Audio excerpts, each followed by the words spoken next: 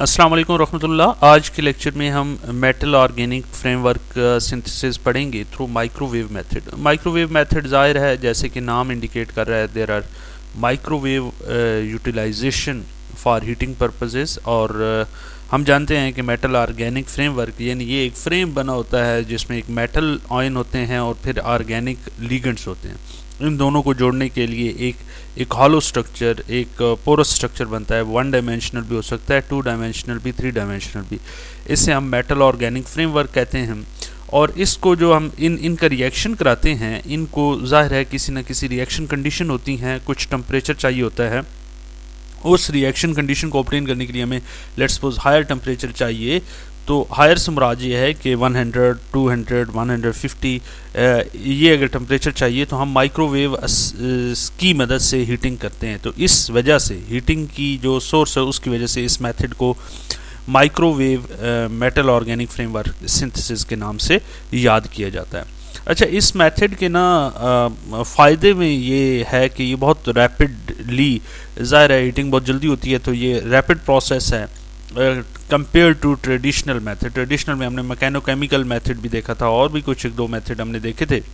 Microwave method जो है ना, ये रिएक्शन रेट्स को इन्हेंस करता है, ये सिंथेसिस टाइम को रिड्यूस करता है। ज़ाहिर है हीटिंग आप जल्दी करते हैं तो इसके नतीजे में जो ये टाइम है ये कम हो जाता है। अच्छा, रिप्रोड्यूसिबिलिटी ये इम्प्रूव करता है, although it is not an absolute term, it is a relative term. मतलब किसी और प्रोसेस के साथ आप इसे देखें तो relative to other some conventional method ये रिजल्ट्स को रिप्रोड्यूस कर सकता है। दोबारा वही रिजल्ट्स उन्हीं वर्किंग कंडीशन में होते हैं। लेकिन ये बात भी अपनी जगह पे दुरुस्त है कि अगर हम थोड़े से भी रिएक्शन पैरामीटर के साथ छेड़छाड़ करेंगे तो ये रिप्रोड्यूसिबिलिटी यहाँ पर भी डिस्टर्ब हो जाएगी। तो ये इसके मेजर बेनिफिट्स हैं कि ये थोड़ा फास्ट प्रोसेस है, लेकिन इसके डिसएडवांटेजेस भी हैं, वो हम एंड पे देखेंगे कि इस प्रोसेस की लिमिटेशंस क्या हैं।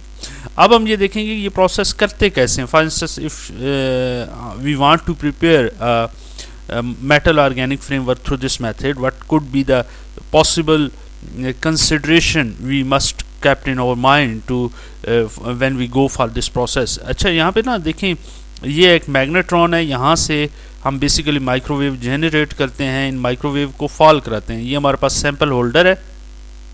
सैंपल होल्डर के अंदर ये आपको रिएक्शन वेसल नज़र आ रही है। इस रिएक्शन वेसल्स के अंदर हमने वो मेटल के जो आयंस हैं या मेटेलिक सॉल्ट है या ऑर्गेनिक लिगेंड्स हैं, इनको हमने रखा होता है। तो इनको रिएक्ट कराना होता है किसी सॉल्वेंट के अंदर, तो हमें ये माइक्रोवेव जाके इसे हीट करती हैं और टेम्परेचर इन्हेंस करती हैं। यहाँ पे ये वाली पिक्चर तो इस हवाले से आपको सिर्फ एक आइडिया देना था। यहाँ पे ना आपको ये वाला जो टेबल नज़र आ रहा है, इस टेबल में आपको ये मुख्तलिफ मेटल ऑर्गेनिक फ्रेमवर्क के जो हमने माइक्रोवेव मेथड से बनाए हुए हैं, ये उनके नाम हैं। बहुत बड़े बड़े कम्प्लेक्स से नाम हैं, इन्हें आप देख लें। ये इनकी वर्किंग कंडीशन है। फॉर इंस्टेंस, ये रिएक्शन कंडीशन है, सॉरी, कि कितने टाइम के लिए हम करते हैं। देखें, ये जो टॉप वाला है इसके लिए हमने सिर्फ 25 सेकंड रूम टेम्परेचर पे किया है। ये 200 डिग्री सेल्सियस टेम्परेचर है। इसका 150 और 220 के दरमियान है। ये 1 मिनट के लिए करते हैं, ये 50 मिनट के लिए करते हैं। तो अगर आप इन टाइम को देखें तो इसमें टाइम मोस्टली मिनट्स में है, सवाए इस एक के, इसमें 6 घंटे लग रहे हैं। लेकिन अगर आप इन्हें किसी और मेथड से, इन्हीं मेटल ऑर्गेनिक फ्रेमवर्क को किसी और मेथड कन्वेंशनल वे से करें तो ये जो मिनट्स हैं ये घंटों में चले जाएंगे। तो इस वाले से ये बहुत फास्ट प्रोविज़न है कि माइक्रोवेव की मदद से हम ये कर सकते हैं। यहाँ पर भी ये सेटअप आपको दिखाया गया है कि यहाँ पे आपको अगर मेटेलिक क्लस्टर्स हैं, यहाँ पे आपके पास लिगेंड्स हैं, दोनों को मिलाते हैं। यहाँ पे वेसल है, वेसल माइक्रोवेव के अंदर हमने रखी है, यहाँ पे हम हीट करते हैं। माइक्रोवेव हीटिंग के बाद आपके पास ये वाला प्रोडक्ट बन जाता है जिसे मेटल ऑर्गेनिक फ्रेमवर्क कहते हैं। उसके बाद ये करेक्टराइज करते हैं, ये सेम रिजल्ट्स हैं कि ये कैसे हैं। तो ये वाला ओवरऑल इसकी पिक्चर है। अब हम इस तरह करते हैं कि एक एग्जांपल उठाते हैं कि अगर हमने कोई वो बनाना है metal organic framework through this method, तो उसके लिए क्या स्टेप्स क्या हैं।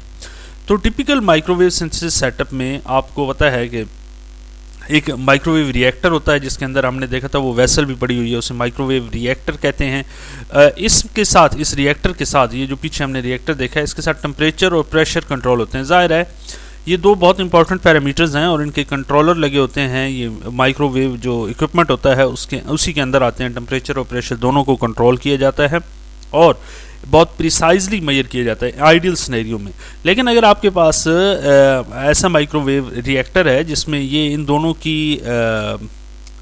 की एक्सेस नहीं है, तो आप कोई भी माइक्रोवेव यूज़ कर सकते हैं, लेकिन उसमें ज़ाहिर आपको टेम्परेचर और प्रेशर के हवाले से इसका कंट्रोल उस तरह नहीं होगा, यानी लेस प्रिसाइज रिजल्ट्स आपके पास आएंगे।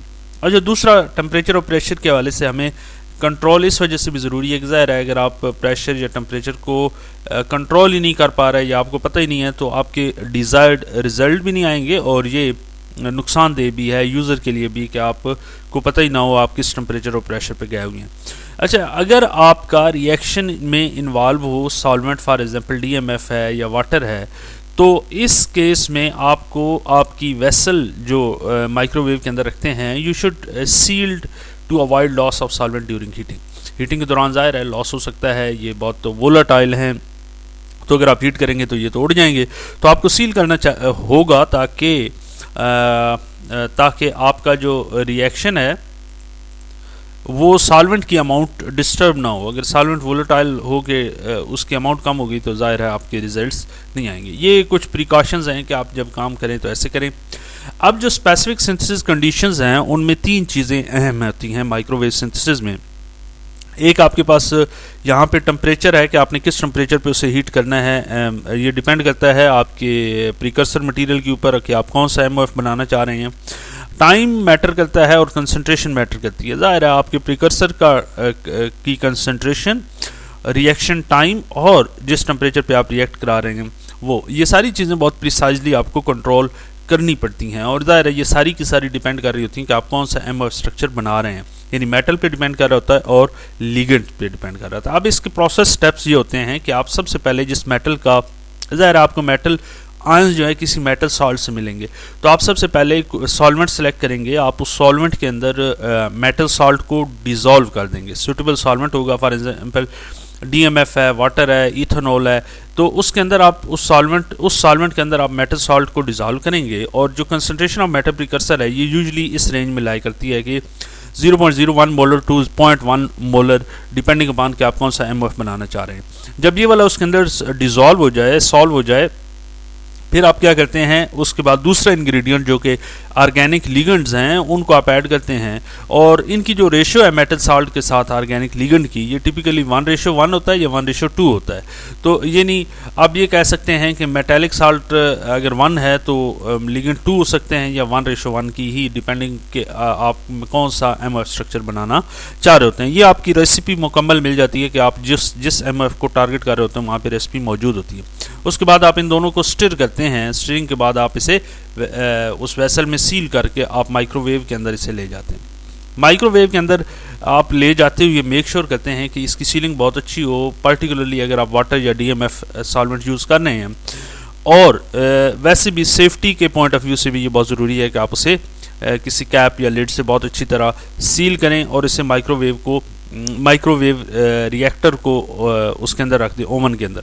अच्छा, ये माइक्रोवेव जो रेडिएशन है टिपिकली इस टेम्परेचर रेंज में होती है। मैंने जितने भी MOF के स्ट्रक्चर आपको दिखाए हैं आपने देखा होगा 250 से लेस ही उनका टेम्परेचर था मोस्ट ऑफ देम, और ज़्यादातर तो ज़ाहिर है 150, 120 और इस टेम्परेचर में लाइक करती हैं। जो माइक्रोवेव एक्सपोजर टाइम है ये 5 मिनट से 1 घंटा है, जो कि बहुत कम है, इल्ला माशाल्लाह कि एक कोई इक्का दुक्का ऐसे रिएक्शन भी हैं जिनमें इससे ज़्यादा टाइम है।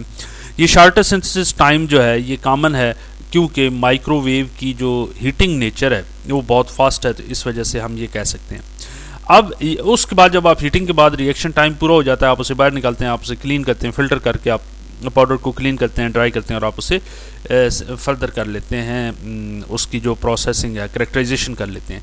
यहाँ पे इसकी कुछ लिमिटेशंस हैं, स्केलेबिलिटी इशू है, ज़ाहिर है ये इंडस्ट्रीज प्रोडक्शन तक लेके जाना, ये लैब स्केल पे हम इसे प्रोड्यूस करते हैं, इंडस्ट्री स्केल पे मुश्किल है। रिएक्शन कंट्रोल होता है, ये डिफ़िकल्ट पैरामीटर्स को कंट्रोल करना बहुत मुश्किल है। मटेरियल कंपैटिबिलिटी ये आर लिगेंड्स के लिए, आर मेटल या सॉल्वेंट के लिए नहीं होता, बल्कि इसकी लिमिटेशन है, यानी इसकी रेंज बहुत कम है।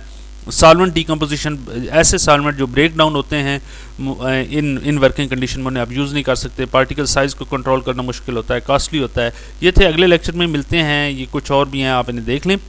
Thank you so much. अल्लाह हाफिज़।